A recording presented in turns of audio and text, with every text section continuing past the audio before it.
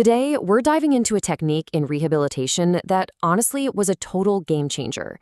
It's called the Root approach, and it's basically a blueprint for how we relearn to move. Think about it for a second. It's a huge question, right? After some kind of neurological injury, how do you get the brain and the muscles talking to each other again? Well, this is the exact problem a pioneering therapist decided to tackle decades ago. And her answer? Well, it was nothing short of revolutionary. And this is her, Margaret Rood. Way back in the 1940s, she developed what's known as a neurophysiological approach. And her big idea was actually pretty groundbreaking for the time. She said, let's use sensory input, what we feel like touch and temperature, to directly influence motor output, which is just a fancy way of saying how we move. It was all designed for patients with motor control issues, based on this idea that our nervous system has all these built-in reflexes, and a therapist could actually tap into them to guide recovery. So to really get a handle on her method, here's how we're going to break it down. We'll start with the core principles, the big ideas. Then we'll look at the 4 concepts that are its foundation. From there, we'll dive into the developmental blueprint she created, see how she used our senses, and finally, we'll open up the therapist's toolkit to see how they either fire up or calm down our muscles. All right, so at the very heart of Root's entire method, everything is built on just 2 key principles. These 2 ideas pretty much guide every single thing a therapist does using this approach. So principle number 1 is normalization of tone. This just means using specific sensory inputs to get the muscles to respond correctly. Think of it like Goldilocks. You don't want the muscle tone too tight or too loose, you want it just right. And the second principle, the ontogenic developmental sequence. Now, this one is a really big deal. Rood believed that we all learn to move in a very predictable order, from rolling over as a baby all the way to walking. And she argued that therapy should follow that exact same natural path. Okay, so how do these big principles actually translate into practice? Well, they're expressed through 4 foundational concepts. You can really think of these as the building blocks of the entire Rood approach. So the whole approach really rests on these 4 pillars. It all starts with understanding that we have 2 different kinds of muscles, some for moving and some for staying stable. Then it means following that developmental sequence we just talked about, and the key to making it all work is applying just the right kind of sensory stimulation to tap into and influence the body's autonomic nervous system. Now, this is where things get really interesting. Rood split muscles into 2 distinct groups. On one hand, you have tonic muscles. These do the heavy work. There are stability muscles deep inside, and they don't get tired easily. Think about the muscles that hold your posture all day. Then you have the phasic muscles. They do the light work. They're for skilled, fast movements, but they also get tired really quickly. For a therapist, knowing this difference is absolutely crucial for deciding which muscles to target and exactly how to do it. And that idea of a natural order brings us straight to Rood's developmental blueprint. So let's take a look at the exact sequence that she observed and then built her therapy around.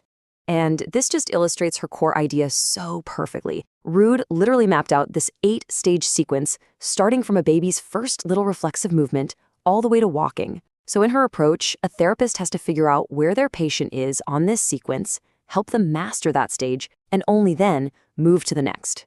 You're essentially rebuilding motor control from the ground up, following nature's own plan.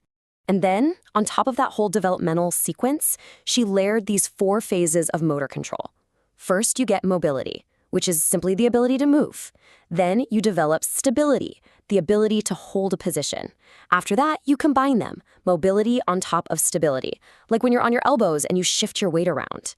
And finally, you get to skill, which is a coordinated movement for a specific task. And get this, each one of those developmental stages has these 4 phases within it. Okay, so the big question is, how does a therapist actually guide a patient through all these stages? Well, the key, the secret ingredient, is harnessing the senses to directly activate the nervous system. Rood was really focused on the autonomic nervous system. That's our body's automatic control center. And she had this brilliant insight. You can use sensory input to intentionally trigger either its fight or flight response or its rest and digest response to get the exact physical outcome you're looking for. And here's exactly how she did it. To get the sympathetic system going and get an activating, alerting response, a therapist might use things like quick icing, sharp commands, or even fast, unpredictable music.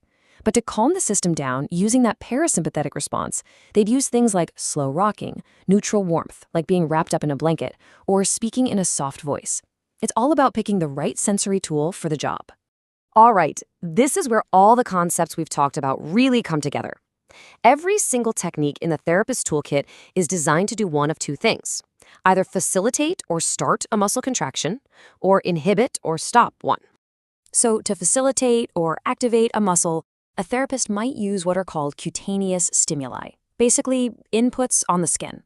And as you can see here, it can be something as simple as a light touch with the fingertips to activate a response. Or, for something more intense, they might use fast brushing to stimulate the nerve fibers directly.